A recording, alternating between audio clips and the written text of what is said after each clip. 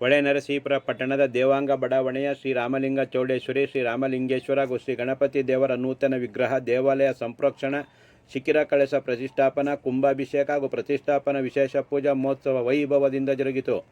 ಸೋಮವಾರ ಮುಂಜಾನೆ ಹಂಪಿ ಶ್ರೀ ಗಾಯತ್ರಿ ಪೀಠಾಧಿಪತಿಗಳಾದ ಪೂಜ್ಯ ಶ್ರೀ ದಯಾನಂದಪುರಿ ಮಹಾಸ್ವಾಮಿಗಳ ಉಪಸ್ಥಿತಿಯಲ್ಲಿ ಬ್ರಾಹ್ಮಿ ಮುಹೂರ್ತದಲ್ಲಿ ಶಿಖರ ಕಳಶ ಕಳಶಾರೋಹಣ, ಯಂತ್ರೋಪಸ್ಥಾಪನೆ, ಅಷ್ಟಬಂಧ, ರತ್ನನ್ಯಾಸ, ಪ್ರಾಣ ಪ್ರತಿಷ್ಠಾಪನೆ ನಡೆಯಿತು. ನಂತರ ಹೇಮಾವತಿ ನದಿ ತೀರದಲ್ಲಿ ಗಂಗಾ ಪೂಜೆ ನೆರವೇರಿಸಲಾಯಿತು.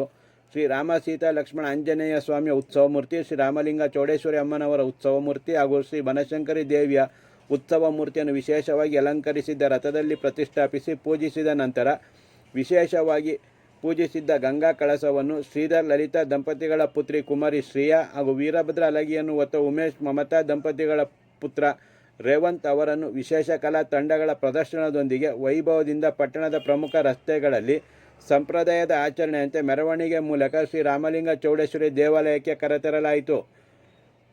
ಪ್ರಧಾನ ದುರ್ಗಾ ಹೋಮ, ಕಲಾ ಹೋಮ, ಪೂರ್ಣಾಹುತಿ, ಸಂಪ್ರದಾಯದ ಆಚರಣೆಯಂತೆ ಪೂಜಾ ಕೈಂಕರ್ಯ ನೆರವೇರಿಸಿದ ನಂತರ ನೇತ್ರೋನ್ಮಿಲನ, ನಾಮಕರಣ, ಕದಲಿ ಛೇದನ, ಕನ್ಯಾತೇನ, ತರ್ಪಣ ದರ್ಶನ, ಮಹಾ ನೈವೇದ್ಯ, ಮಹಾ ಸಂಕಲ್ಪದೊಂದಿಗೆ ಶ್ರೀ ಚೌಡೇಶ್ವರಿ ದೇವಿಗೆ ವಿಶೇಷ ರಾಜೋಪಚಾರ, ಮಹಾಮಂಗಳಾರತಿ, ತೀರ್ಥಪ್ರಸಾದ ವಿನಿಯೋಗ ಹಾಗೂ ಅನ್ನ ಸಂತರ್ಪಣೆ ಆಯೋಜನೆ ಮಾಡಲಾಗಿತ್ತು.